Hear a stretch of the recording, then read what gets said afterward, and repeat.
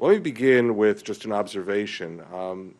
One of the disturbing trends one sees is a rising complacency about the subject of Iran. On the one hand, anyone who reads carefully the reports of the International Atomic Energy Agency sees that the amounts of low-enriched uranium that are now in Iranian stockpiles are steadily rising. Back in November of 2008, when you last held American presidential elections, there were 839 kilograms of low-enriched uranium in Iranian stock, in the Iranian stockpile. According to this new report, which is coming out of the IAEA, that amount has gone from 839 kilograms to 1,508 kilograms. The significance of that, of course, is that the Iranians may decide at some point to take part of that stockpile and begin enriching it to a much higher level of U-235 from the 5% permitted within low-enriched uranium up to 90%. And approximately 700 kilograms are necessary to produce the 20 kilograms necessary to produce an atomic bomb. Therefore, if we look at just the numbers that the IAEA is reporting from the known sites that it has inspected, we're seeing Iran approaching a capability of producing 2 atomic bombs should it make that leap from low-enriched uranium to weapons-grade uranium. You would think that Western diplomacy, you would think that political leaders across the Western alliance would be very alarmed by this trend. And while Iran has intermittently become a subject of intense discussion, that sense of alarm and urgency doesn't appear to be on anybody's agenda at this point. I would identify 3 essential reasons why I think this complacency has set in, and I'm going to suggest what might be an alternative approach. First of all, certainly the current Obama administration said when it came into office that it was going to attempt a policy of engagement with Iran. Engagement could be a fine policy if the goal is to indeed halt the Iranian nuclear program. One of the reasons I wrote this book, The Rise of Nuclear Iran, is because I wanted to study how engagement had been tried in the past. It is wrong to say that engagement has never been attempted, certainly by U.S. administrations, but also by the European Union. When the United States was very busy with the issue of Iraq, in fact, it approved the notion that the European Union should lead talks with Iran to discuss the nuclear program. And those talks between the EU3 and Iran took place between 2003 and 2005. In fact, they had some limited achievements at the time. They achieved a limited suspension of uranium enrichment by the Iranians. The EU3 were made up of Great Britain, France, and Germany. But ultimately, that effort collapsed. And it is extremely instructive to read about how the different parties looked at that period of EU-Iranian engagement over the nuclear issue. Hassan Rouhani is one of the most important figures to read about when you look into the Iranian nuclear program. He had been the secretary of the Supreme National Security Council of Iran for 16 years. So he had been exposed to the development of the nuclear program for a very long time.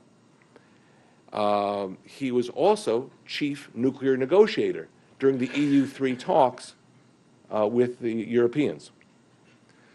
Hassan Rouhani was fired by Mahmoud Ahmadinejad in 2005 when Ahmadinejad won the presidential elections for the first time in Iran.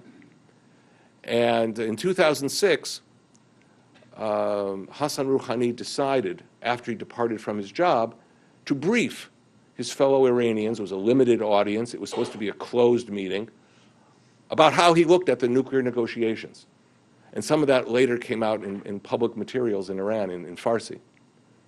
Interestingly, Hassan Rouhani confessed in those discussions, in that meeting, in fact, boasted that while Iran, under his direction, was negotiating with the European Union over suspension of uranium enrichment, Iranian engineers were working in double shifts to complete the Isfahan conversion plant.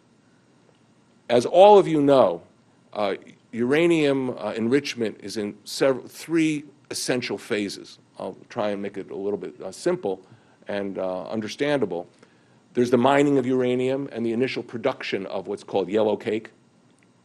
That's done in one facility. In a second facility, the yellow cake is brought in, and uranium hexafluoride gas is produced. That's called UF6. That was done in Isfahan. And in the third phase of uranium enrichment, the uranium gas is brought to Natanz, which is the main enrichment facility of Iran. And there, low-enriched uranium is produced, or in the future, possibly high-enriched uranium is produced. There is also a general belief across the Western alliance among various intelligence agencies that there are undeclared nuclear facilities in Iran where further conversion and enrichment may be taking place. And that may be the subject of some of the material that the IAEA has and is not disclosing. But nonetheless, Rouhani's statement was extremely important.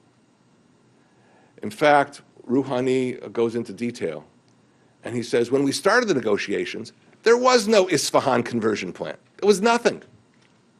By the time the negotiations were over, the Iranians managed to convert 37 tons of yellow cake into UF6 gas.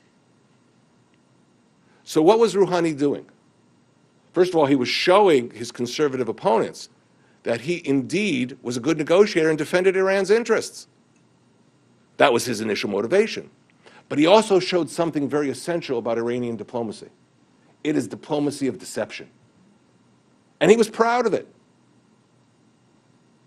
You know, when Western diplomats meet, there's often a sense of, let's try and create a win-win situation. We may have our disagreements, but we have to build confidence with one another.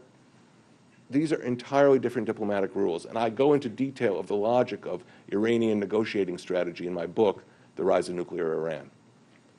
But what the Rouhani story tells us, in fact, it's a warning. We know that, as Jim Phillips said, that in September 15th or September 23rd, there is a deadline coming up for the Iranian government with respect to the Obama administration's overtures of engagement. The Iranians have to say, yes, we're going to sit down and negotiate sincerely, or the United States will go to far more serious sanctions against Iran. That's clearly what's at stake. Now, what happens if, let's say, the Obama administration meets with its Western allies, and the Western allies go, let's not go too confrontational, let's give them another 6 months. Sounds pretty innocuous to most people listening to let's say, a press conference making such an announcement. But I'll guarantee you one thing, on the basis of my study of the past negotiations of the Iranians. Those 6 months will be fully exploited to move Iran closer to the nuclear finishing line.